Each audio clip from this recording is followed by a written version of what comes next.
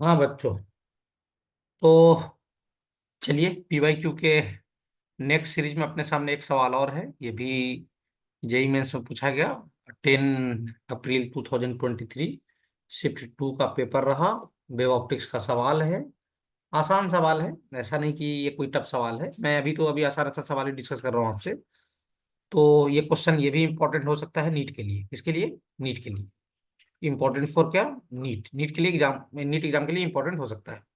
क्या बोला गया है? The ratio of intensities at 2 points P and Q on the screen in a Young's double slit experiments, जैसे YDSC experiments हो रहा है। आपको मालूम है सेटअप कैसा रहता है।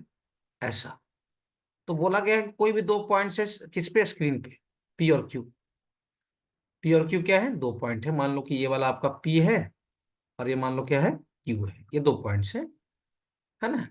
Experiment which phase difference between two waves of same amplitudes are π/3 and π/2। यहाँ पे फेज डिफरेंस कितना बोला गया है? यहाँ पे फेज डिफरेंस कितना है रे? पी पे।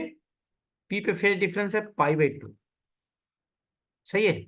और यहाँ पे फेज डिफरेंस कितना है? क्यू पे। क्यू पे फेज डिफरेंस है, सॉरी उल्टा बोल रहा हूँ ना। पी पे फेज डिफरेंस है π/3, है ना। पी पे फेज डिफरेंस कितना है आपको? π/3। पी पे।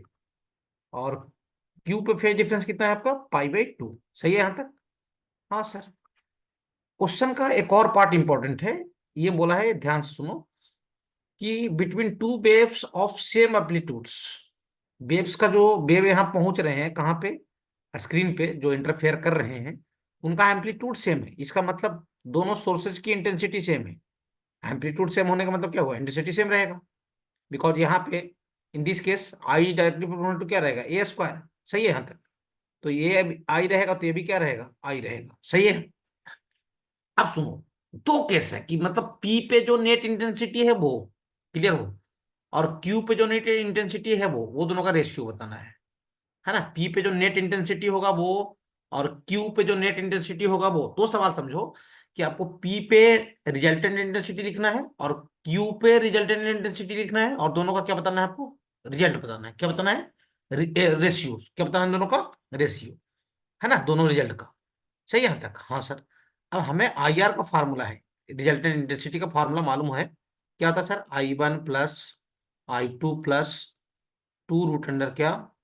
I1 I2 cos⁴ या फिर I1 I2 बराबर रहता है तो आप ये भी लगा सकते हो 4I cos²∅/2। खैर कोई दिक्कत नहीं है, चलिए इसे चल लेते हैं, कोई दिक्कत नहीं है ना, लिख दिए तो इसे चल लेते हैं। चलिए इंटेंसिटी एट पी निकालते हैं भाई साहब।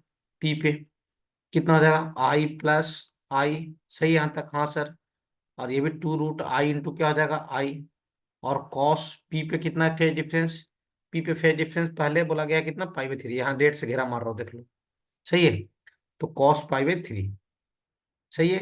अब सुनो ध्यान से, इंटेंसिटी एट पी। आई और आई कितना हो जाएगा बच्चा? सर आई और आई हो जाएगा 2I। कैलकुलेशन आराम से कीजिए, ये हो जाएगा 2I। अब सुनना, √I इंटू √I आई हो जाएगा ये वाला, ये टर्म मिल के। और ये 2 है। कॉस π/3 यानी cos 60 डिग्री। cos 60 डिग्री जिनको नहीं पता मैं बता दूं, कॉस π/3 की वैल्यू, खास करके जो बाय वाले बच्चे हैं, 1/2 होता है। ये 1/2 हो जाएगा और ये कट लेगा, यहाँ बच जाएगा नेट कितना हो जाएगा? ये आई हो जाएगा। कितना हो जाएगा? आई। ये वाला सोल्व करने के बाद ये पूरे टर्म्स को इसको सोल्व कीजिएगा तो कितना आएगा? ये आई। तो ये कितना हो जाएगा? Overall 3I। सही है। तो हमें इंटेंसिटी एट पी मालूम हो गया। इंटेंसिटी एट पी कितना है साहब? Sir 3I। यहाँ तो कोई दिक्कत नहीं सर। अब सिमिलरली यही फार्मूला का यूज करते हुए इंटेंसिटी एट क्यू निकालिए। सेम फार्मूला यही रहेगा जो ऊपर लिखे हो आई आर का ना। बस डेल्टा फाई कितना रख देना है? π/2 90 डिग्री। चलिए ठीक है।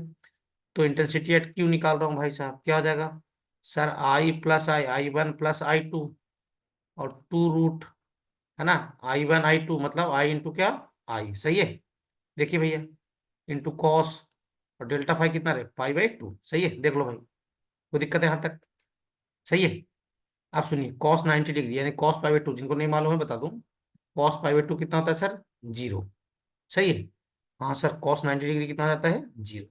ये पूरा ही टर्म 0 बन जाएगा। सही है। तो इंटेंसिटी एट क्यू पता हो गया अपने को, कितना मालूम होगा? Intensity at Q 2I। सही है। ये दोनों को ऐड कर दिए तो अब बस कुछ नहीं है, पी और क्यू पे इंटेंसिटी का रेशियो पूछा है। सही है। तो IP/IQ निकाल लीजिए, बस क्वेश्चन खत्म हो चुका है। क्या बताना है सर? IP/क्या? IQ। पी पे इंटेंसिटी कितना है नेट 3i, और क्यू पे कितना आ गया 2i। अब कुछ नहीं, दोनों को डिवाइड मार लो, तो ये IP रेशियो IQ कितना आ जाएगा, ये आ जाएगा सर 3:2। सही है, देख लो कौन सा ऑप्शन सही है sir, first option is correct. ये आंसर आपका सही हो जाएगा। ऐसे सवाल बिल्कुल नीट में आ सकते हैं, छोटे हैं, हल्के हैं, जेईई मेंस के आसान सवालों में आते हैं हो सब। गया। देख लीजिए, समझ में आया?